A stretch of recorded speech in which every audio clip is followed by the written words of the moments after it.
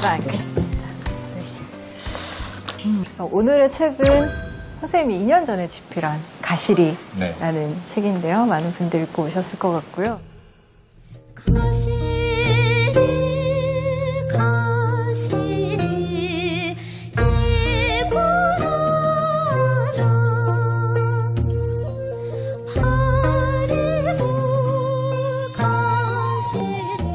실은 2년 전에 발표한 소설인데 굳이 이 책을 또 선택한 이유도 있으실 것 같아요. 그때는 선유라고 하는 가명으로 필명으로 책을 냈죠. 네. 몽고 항쟁기에 고려에서 가장 노래를 잘 부르는 가수와 그 여자를 사랑했던 두 명의 남자, 전형적인 삼각관계죠. 네. 근데 그 세월호가 나기 직전에 이제 2013년 겨울부터 이 가시리라고 하는 소설을 쓰고 있었어요. 쓰고 있어가지고. 근데 참사가 나고 나서 이제 이 소설이 잘 안 되는 거예요. 소설이 안 돼가지고. 그래서 좀 중지됐던 건데. 근데 계속 이제 세월호 관련된 책들을 내면서도 이 책이 계속 이게 아픈 손가락처럼, 네. 빨리 얘들을 갖다가 완성시켜야 될 건데.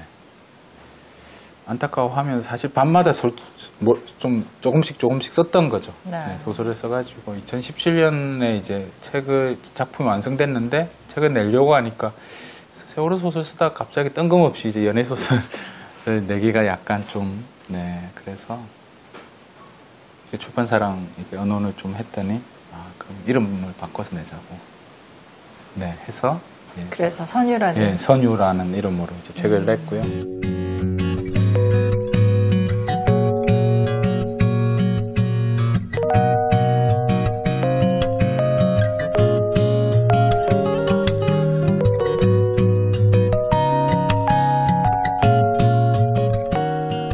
소설 읽고 국악하는 친구들이 이걸 이제 판소리 합창극으로 만들어 보겠다고 찾아왔어요. 처음에는 이제 제가 안 만났고요. 저는 선유니까. 저는 이렇게 안 만났고, 근데 이제 공연 날이 가까워 오니까 이제 연극 판소리 하는 친구들이 이제 김탁한 장편 소설 원작 이렇게 홍보하고 싶다는 거죠. 네. 나라도 그렇게 하고 싶을 것 같아요. 역지사지. 그래서 그냥 그렇게 하자고 하고, 그래서 제가 이제 그 홍보를 시작하기 전에 한 달쯤 전에 먼저 이제 내가 선유다. 직접 밝히시고. 페북에 이렇게 올리고. 그러니까 2002년 전에 이 책이 나오고 나서도 제가 이제 여기 동네 책방 숨에 강연하러 한 두 번 정도 왔었거든요. 그때는 제가 선유가 나다 이렇게 못해가지고 그러니까 책을 냈음에도 불구하고 여기서는 독자들을 만나지 못한 그래서 이 책으로 한번 만나서 이야기를 해보고 싶다 그런 생각이 들었어요. 그래요. 또 사실 역사소설을 많이 쓰시고 또 사회파 소설도 쓰시고 추리소설도 쓰시고 되게 연애 잡다하게 이란 말이에요. 이게 뭔가 쓰고 싶었던 계기도 있으셨을 것 같아요.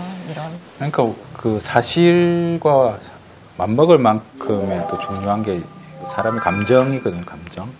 그래서 감정에 대해서 좀 성숙하고 나면 작가로서 좀 구력이 쌓이면 감정에 대해서 소설을 써봐야겠다. 이런 생각을 아주 오래 전부터 하고 있었고요. 뭐 감정 중에는 뭐 연애 소설 또 아주 중요한 연애라고 하는 그 사건 속에는 아주 다양한 감정들이 아주 가장 진한 감정들이 녹아있기 때문에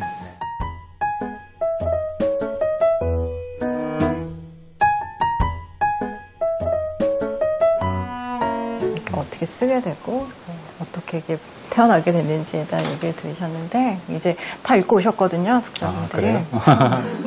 굉장히 질문할 게 많으세요. 그래서 막 기다리고 계실 거예요. 시간을 적으면서. 무서운데. 궁금하셨던 점 평소에 뭐 이런 것들이 있으면 좀 가감없이 함께 나눠보는 시간을 가지려고 해요. 자, 이제 어떤 분이 먼저 질문을 열어주실지. 네. 네네네. 작가님 선유라는 이름으로 냈지만 네. 분명 이 독자들이 이 소설을 읽고 예. 나의 한계를 어떻게 좀 느꼈으면 하는 부분을 뭔가 남겼을 것 같아요.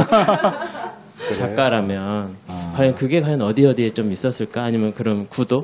좀 그런 게 좀 궁금해요, 저는. 근데 모르기를 바라고 사실 쓴 건데. 네. 최대한 몰랐으면 좋겠다. 예. 세월호 관련된 책은 너무 많이 쓰고 있어가지고. 네. 그러니까 이 사람이 지금 이러고 있는데 이런 것까지 쓸 리가 없다고 생각했었을 것 같고요. 네. 그래서 특별히 거기다가 제 흔적을 이렇게 남긴다든지 그러진 않았죠. 네. 혹시 선유가 첫사랑이거나 아니면 좋아하는 무슨 사람이신가요? 왜 이름이 선유인가요? 아니 그게 이제 좀 매일 아니지만 일주일에 한두 번씩 산책하는 게 그 앞에 선유도라고 하는 선유도공원. 예, 그 공원이 있어가지고 또 출판사도 그 앞에 있어요. 그래서 그냥 선유로 하지 너무 무심하시다. 아니 또 거기 사실 이 작품을 구상하면서 맨날 선유도를 이렇게 계속 산책을 했었고요. 네네. 그래서 어쨌든 그게 여자라고 생각하게끔 좀 이렇게 몰려고 하는 좀 그런 생각도 좀 있었고. 네. 또 다른 분 질문 있으실까요? 책을 읽으면서 되게 아름다웠거든요.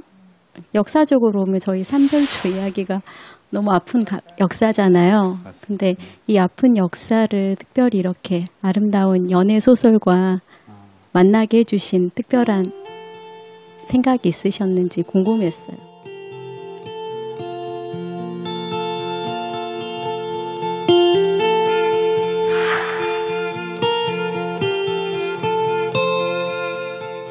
우리 또 생각해보면 6.25 전쟁이나 이럴 때 노래들이 많이 나오잖아요. 그게 뜨거운 사랑, 그리고 너무 갑작스러운 이별, 또 다시 돌이킬 수 없는 어떤 그리움, 이런 것들이 이제 전쟁에 응축되어 있기 때문에 근데 이 노래들은 사랑 이야기니까 아청에 이제 사랑 이야기로 풀자. 그래서 책에 보면 그런 구절이 있거든요. 이게 전쟁이든 사랑이든 가장 중요한 것은 사람의 마음을 얻는 것이다. 그래서 마음을 얻기 위해서 결국은 전쟁도 하고 사랑도 하는 그런 어떤 상황을 보여줬으면 좋겠다. 그런 생각을 했었죠. 네.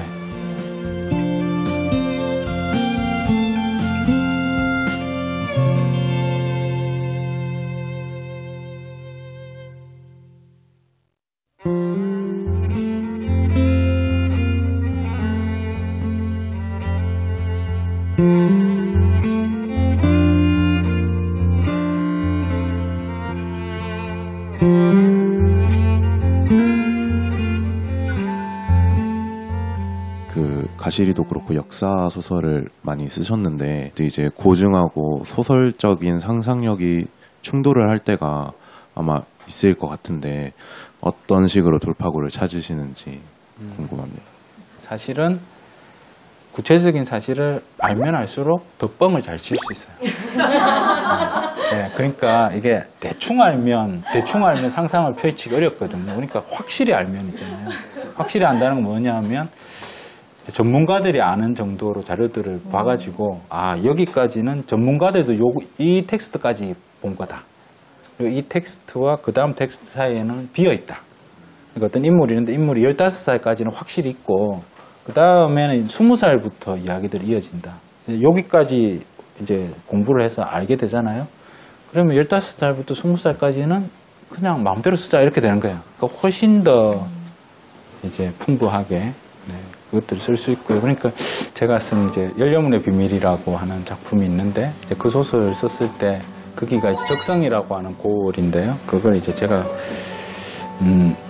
그러니까 그 책을 읽고 독자 중 몇 사람이 이제 자기 작가님 책 보니까 그 적성이 아주 잘 그려져 있어가지고 자기들이 거기 답사 간다고 하더라고요.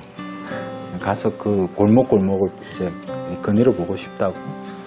근데 사실 원래 제 조선시대 때 그 적성 고을은 6.25 때 이제 포탄 공격을 받아가지고 폭발한 거죠. 그래서 그 마을은 없어요. 그 마을은 없고 그 옆에 신적성이라고 하는 새로운 마을이 만들어져 있거든요. 이건 조선시대하고 아무 상관없는 마을인 거죠. 그래서 제가 당연히 답사를 갔겠죠. 답사를 가서 이제 지도를, 옛날 지도를 들고 이동무가 적성연구원 했던데 찾아가니까 아무것도 없는 거예요. 그러니까 아무것도 없구나. 정말 잘 쓸 수 있겠구나. 네, 네, 그래서 지금 되게 중요한 포인트. 그래서 제가 아주 디테일하게 잘 썼거든요. 예, 그러니까 둘 중에 하나인 것 같아요. 그대로 다 있든지, 그대로 다, 그대로 있든지 하나도 없든지.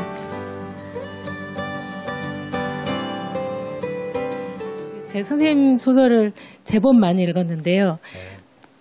대부분의 소설의 여자 캐릭터들이 상당히 매력적이더라고요.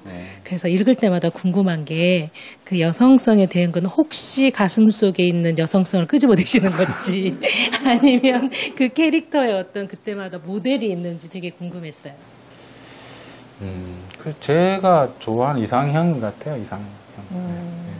저는 뭐 자기 삶을 스스로 이렇게 개척해 나가는 여자를 제가 좋아하는 것 같아요. 네.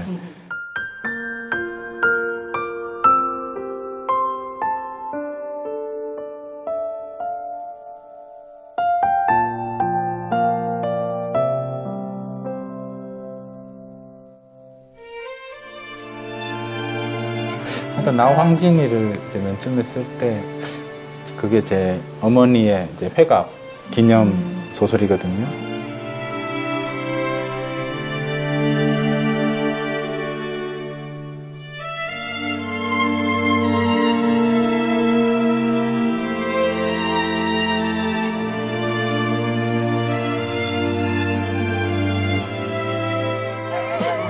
회갑 기념으로 왜? 그러니까 어머니가 회갑이 되셨는데 뭐 선물을 드려야 되는데 뭐 이렇게 돈을 드려야 되나 뭐 보통 사람들하고 좀 다르게 드리고 싶어가지고 그럼 소설을 써서 드리자 이런 생각을 해서 제가 나황진이를 써가지고 이제 어머니 드렸는데 만족하시던가요, 어머니? 되게 좋아하셨어요. 네. 근데 이제 그 나황진을 쓸 때 그 황진이 캐릭터가 제 어머니 캐릭터하고 되게 비슷해요. 어머니의 어떤 성격이나 살아온 삶이나 그런 게 다 연결되는 게 아닐까.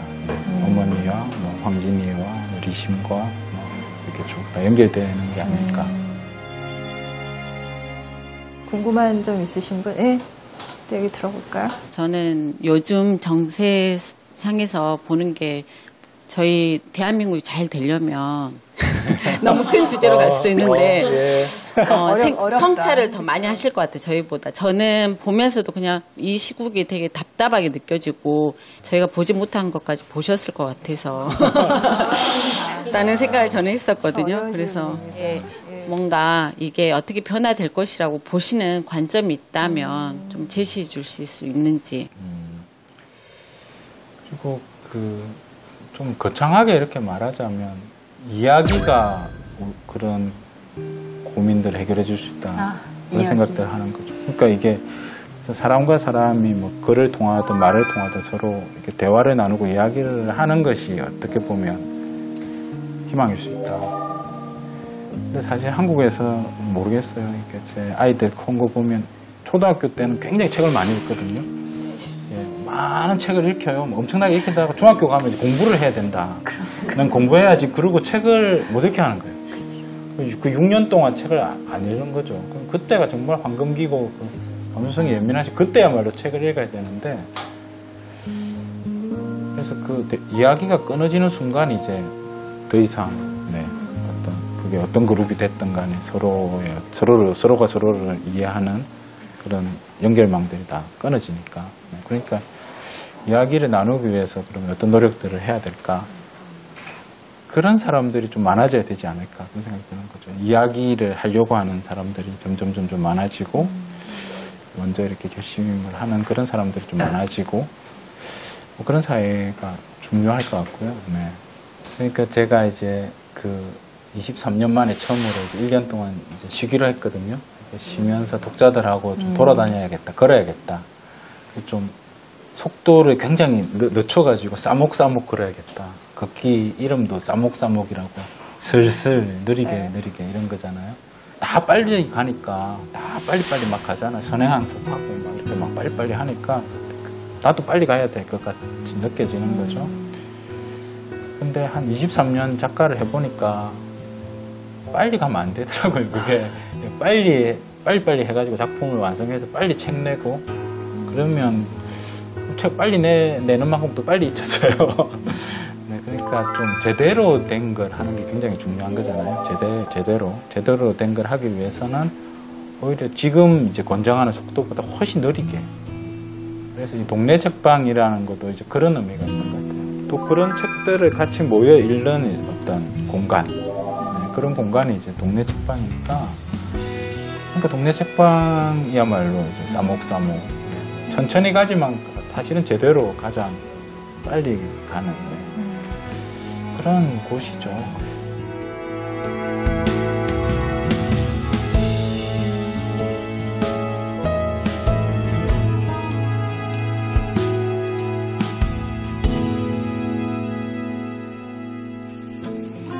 아이고.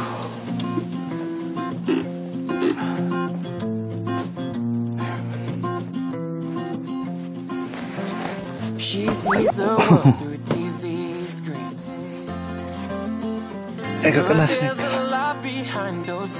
순조롭게 잘 됐죠? 아, 비가 와서 오늘 네, 그게 컨셉인 것 같은데 태풍을 뚫고 동네 책방은 간다 이런. 안에서 주로 뭐 오시면 포스트 하시는 거 어떤 거 아니에요? 아니 그러니까 몇 편 좀 사줘.